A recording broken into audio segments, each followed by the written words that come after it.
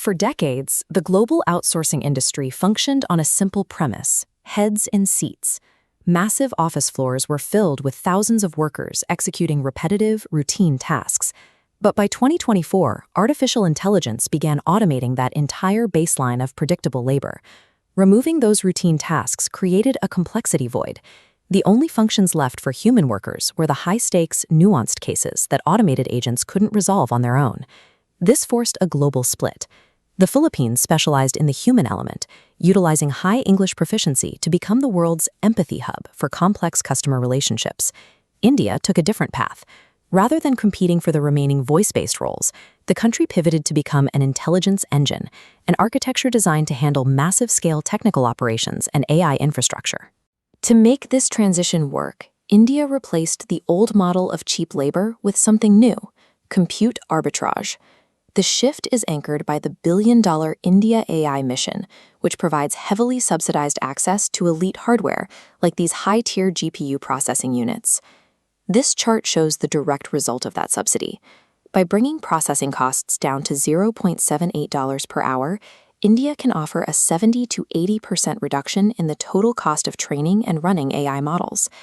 This low-cost hardware is then bundled with the country's technical talent pool, creating a market offering that Western hyperscalers are finding difficult to match.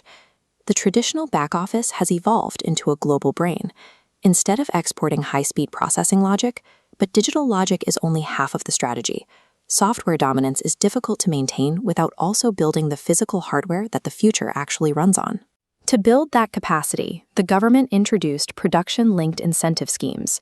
These PLIs provide direct financial rewards to companies that manufacture their goods domestically. This breakdown shows how that incentive has altered the industrial landscape. Medium and high technology activities now account for 46.3% of the country's manufacturing value added. We can see the impact in the trade data, where telecom exports and mobile phone production have scaled rapidly to meet global supply chain demands. India is no longer just a destination for foreign technology.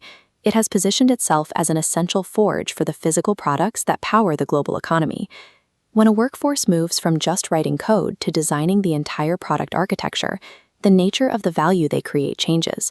By 2026, the focus has shifted from maintaining foreign software to owning the ideas behind it. This is the role of global capability centers. These entities have evolved from basic support units into hubs that own end-to-end product life cycles, taking responsibility for global P&L and architecture roles. This map shows that this innovation isn't just limited to major tech hubs. Centers are expanding into Tier 2 and Tier 3 cities like Kochi, Bhubaneswar, and Indore to access new talent pools and reduce operational costs. This means the architects of global enterprise software are increasingly Indian, ensuring that the country controls the intellectual property rather than just maintaining it for others.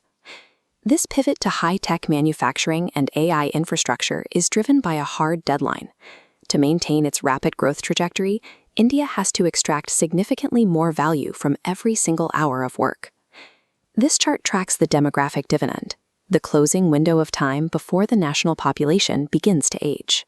As the population curve plateaus, the only way to stay on path is to convert that demographic advantage into a permanent productivity dividend. The era of relying on cheap, abundant labor is over. For an economy racing against its own aging curve, that transition was a requirement for its next stage of growth. By mastering both the scale of AI compute and the precision of high-tech manufacturing, India has moved beyond simply supporting the global economy. It has begun to actively run it.